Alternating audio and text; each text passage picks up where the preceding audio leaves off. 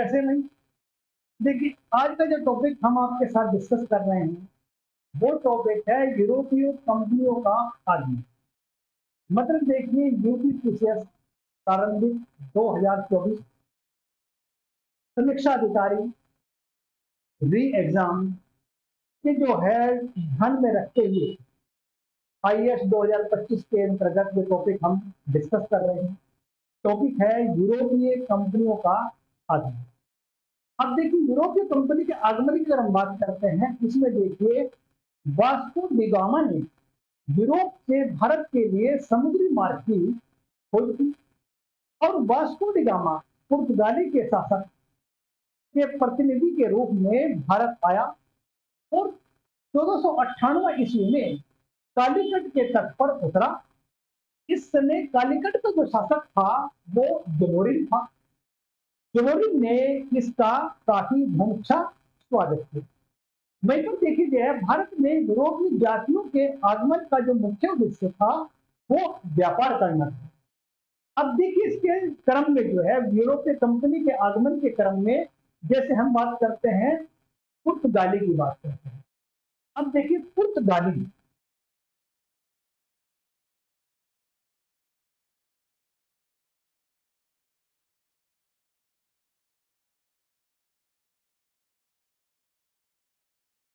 अब पुर्तगाली जो है वास्को डी गामा ने हिंदू शासक जमोरिन से व्यापार करने की सुविधा प्राप्त कर ली थी।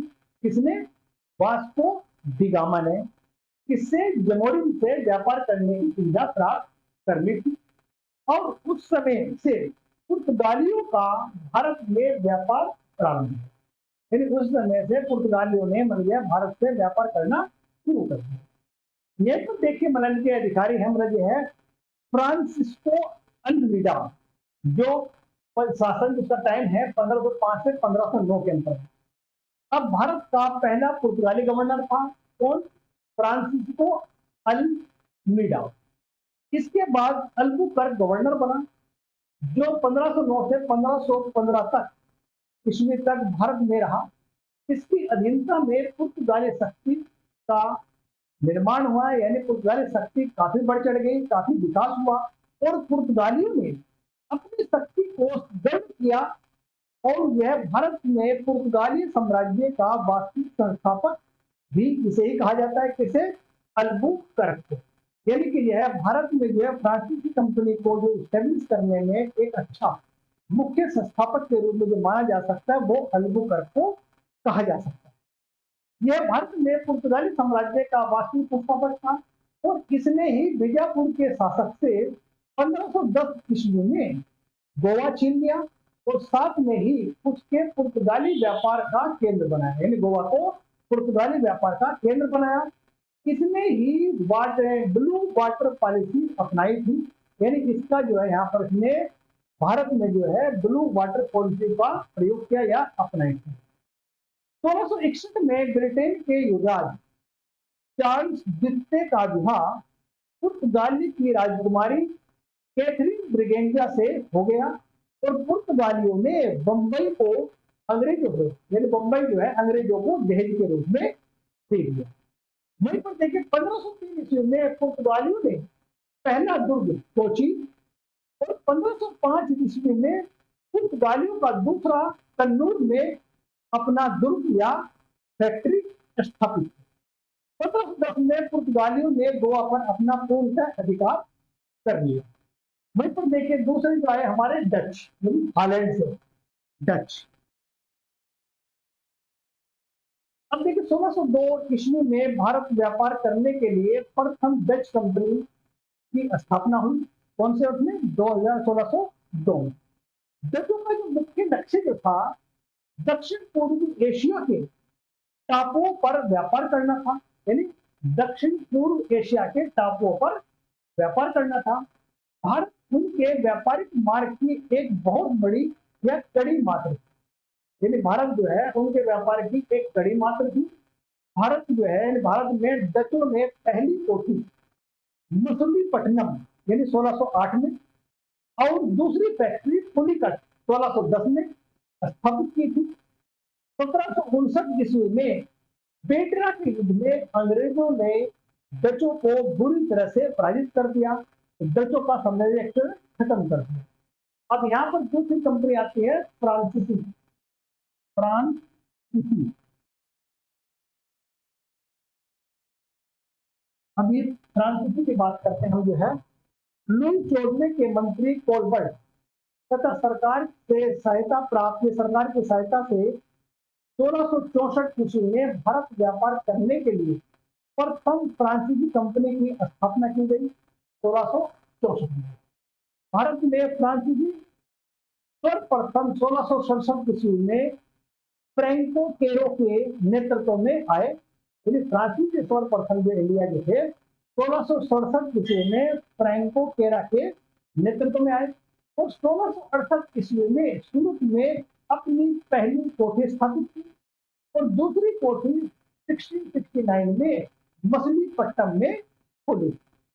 अब देखिए 1773 में फ्रांसीसी मार्टिन ने वलीकोंडापुरम के सूबेदार शेर खान से पांडुचेरी नामक गांव प्राप्त किया था।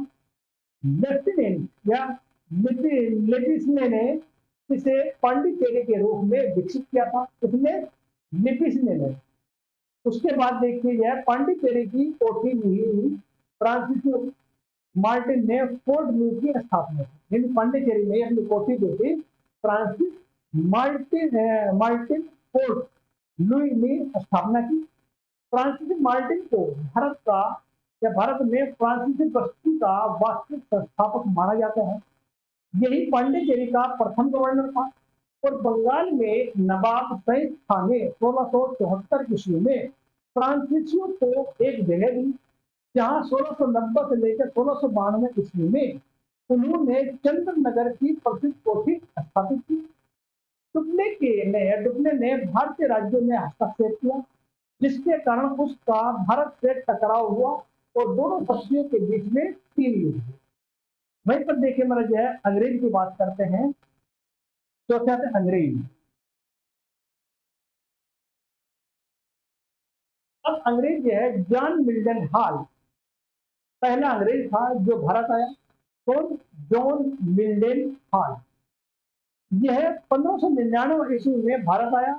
इसी वर्ष इंग्लैंड में the governor and company of the merchants of trading into the East Indies नामक कंपनी की स्थापना। क्या नाम था? The governor and company of merchants of trading into the East Indies नामक कंपनी की स्थापना। 1600 में ब्रिटेन की महारानी, यानी कि देखिए 1600 में ब्रिटेन की महारानी ने कंपनी को 15 वर्षों के लिए भारत से व्यापार करने का अधिकार पत्र दे दिया। सबसे पहले अंग्रेजों की जो कंपनी जो स्थापना हुई 1600 में ही, कंपनी ने सर थॉमस रोक को जहांगीर के दरबार में एक व्यापारिक संधि के लिए भेजा था। 1698 ईस्वी में अंग्रेजों ने एक अन्य व्यापारिक कंपनी की स्थापना की, परंतु 1702 में दोनों कंपनियों को मिलाकर एक कर दी गई, जिसका नाम रखा गया था ईस्ट इंडिया कंपनी या ईस्ट इंडिया कंपनी कहलाई। कैप्टन हॉकिंस 1609 में जहांगीर के दरबार में पहुंचा और जहांगीर ने उसे इंग्लिश खां की उपाधि दी। किसे? कैप्टन हॉकिंस को। समेली होल यानी कि यह के युद्ध में अंग्रेजों को भारत में कदम रखने की जगह मिली। समेली होल के युद्ध से सर विलियम नॉरिस ने अंग्रेज के दरबार में, औरंगजेब के दरबार में यात्रा की थी। वहीं पर देखिए फ्रांसीसी डे ने मद्रास की, कुरान अंगियार ने बंबई की और जाब कार्नेक ने कलकत्ता की स्थापना। देखिए फ्रांसिस डे ने मद्रास, कुरान अंगियार ने बंबई और जाब कार्नेक ने कलकत्ता की स्थापना की। जहांगीर की अनुमति से अंग्रेजों ने अपनी पहली व्यापारिक कोठी सूरत में स्थापित की। 1668 में चार्ल्स गुस्से ने ईस्ट इंडिया कंपनी को 10 करोड़ वार्षिक किराए पर बंबई दे दिया। यानी चार्ल्स गुस्से ने ईस्ट इंडिया कंपनी को 10 करोड़ वार्षिक किराए पर बंबई दे दी। मद्रास में सेंट पॉल जॉर्ज, कलकत्ता में फोर्ट विलियम था। फोर्ट विलियम का पहला जो अध्यक्ष था सर चार्ल्स अय्यर। 1714 ईस्वी में सर जॉन शेरमैन की अध्यक्षता में मुगल साम्राज्य पर्शिया यानी मुगल साम्राज्य पर्शिया के दरबार में एक प्रतिनिधि मंडल भेजा गया। इस प्रतिनिधि मंडल ने सम्राट से मात्र 3000 रुपए वार्षिक कर पर बंगाल में व्यापार करने की अनुमति प्राप्त की। देखिए कर्नाटक युद्ध में क्या है, अंग्रेजों और फ्रांसीसियों के बीच व्यापारिक प्रतिस्पर्धा और अन्य कारणों से टकराव हुआ और दोनों के बीच में 3 युद्ध हुए। इस युद्ध कर्नाटक में होने के कारण इसे कर्नाटक युद्ध भी कहते हैं। अब प्रथम कर्नाटक युद्ध जो था, यह युद्ध सेंट टॉम्स के युद्ध के लिए प्रसिद्ध है। यह युद्ध फ्रांसीसी सेना या कर्नाटक नवाब अनवरुद्दीन के नेतृत्व में भारतीय सेना के बीच में लड़ा गया। इसमें फ्रांसीसी सेना ने विजय प्राप्त पाई और द्वितीय कर्नाटक की 1749 से 1754 की बात करते हैं। इस युद्ध के कारण दक्षिण और कर्नाटक के उत्तराधिकारी के प्रश्न था, फ्रांसीसी हार गए। तृतीय कर्नाटक युद्ध 1749 से 1754, इस युद्ध में वाड़ीवास में अंग्रेजों ने फ्रांसीसियों को बुरी तरह से हरा दिया है। अब देखिए जो है, ये हम यहाँ पे डिस्कस किया आपके साथ, पुर्तगाली, डच, फरासी, अंग्रेज, ये एक ब्रीफ में डिस्कस किया आपके साथ। बाकी में क्लास में डिटेल में चलता है और उसके साथ में हम जो नेक्स्ट वीडियो आएगी वो इस पे एमसीक्यू बेस्ड पे आएगी। अब देखिए इसमें इतना ही कुछ है, बाकी आगे फिर मिलेंगे।